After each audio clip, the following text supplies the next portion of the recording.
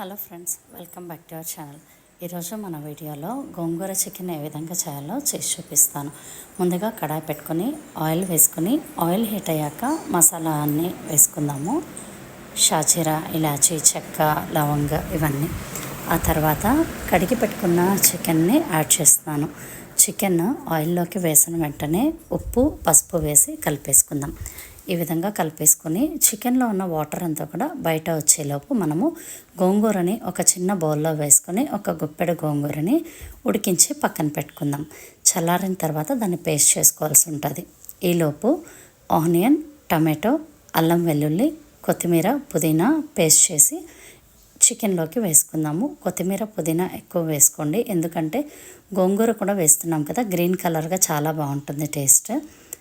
ఈ మసాలా వేసి బాగా వేగిలోపు మనం గోంగూరని పేస్ట్ చేసి పక్కన పెట్టుకుందాం. ఇప్పుడు చికెన్ బాగా ఫ్రై అయిన తర్వాత కారం పొడి, ధనియాల పొడి, గరం మసాలా వేసేసుకుందాం. చాలా సింపుల్ అండ్ టేస్టీ రెసిపీ అని చెప్పచ్చు. రోటీ, సంగటి, రైస్లోకి అయితే అదిరిపోతుంది. ఇప్పుడు గోంగూర పేస్ట్ని వేసేసుకుందాం. గోంగూర పేస్ట్ వేసి కొద్దిగా మిక్సీ జార్లో వాటర్ వేసి ఇందులోకి వేసుకుందాం.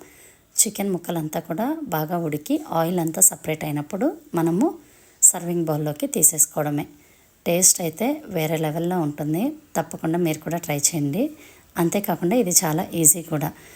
ఇంకొక వీడియోతో నేను మళ్ళీ కలుస్తాను. ఈ చికెన్ కూర అంతా అయిపోయిన తర్వాత నేను మీకు గ్రేవీ ఎలా ఉందో చూపిస్తాను. చూడండి, రైస్లోకి, సంగట్లోకి అయితే ఎక్సలెంట్గా ఉంటుంది. Thank you for watching. Next వీడియోతో మళ్ళీ కలుద్దాం. Please do subscribe.